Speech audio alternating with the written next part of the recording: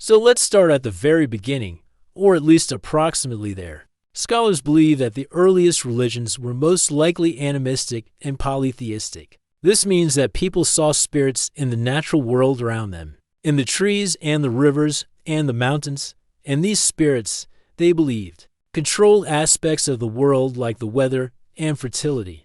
To appease these spirits, people made offerings of food and drink and sometimes even sacrificed animals. This was probably how most early religions began, with people just trying to understand the world around them and trying to control it by appeasing these spirits. One of the earliest known religions to develop was in Mesopotamia. It started around 3000 BCE, and it was a polytheistic religion. The Mesopotamians believed in a pantheon of gods, each of whom controlled different aspects of the world. For example, there was a god of the sky, a god of the earth, and a god of the underworld. They also had a very interesting creation myth. According to their beliefs, the world was created when a cosmic ocean was divided into salt water and fresh water. From this, land was formed and the first humans were created from clay.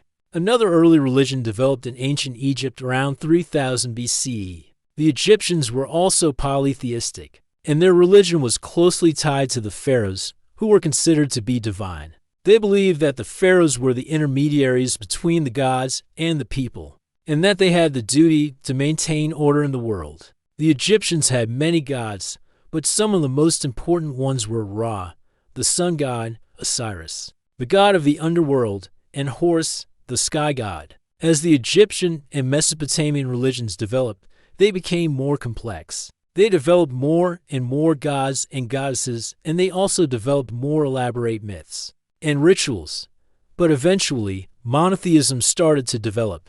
The first known monotheistic religion was probably Zoroastrianism, which started in ancient Persia around 1500 BCE. Zoroastrianism is based on the teachings of a prophet named Zoroaster, who taught that there was only one God and that this God was all-powerful and all-knowing. So what happened to the other gods? Well, many of them were seen as evil and they were associated with things like disease and death. So as people started to believe in one true God, they started to see the other gods as false gods. But of course, this didn't happen overnight. The transition from polytheism to monotheism was a gradual process that took centuries.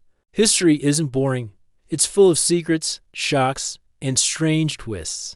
If you love discovering the hidden side of the past, hit that subscribe button. More unbelievable facts are just a scroll away.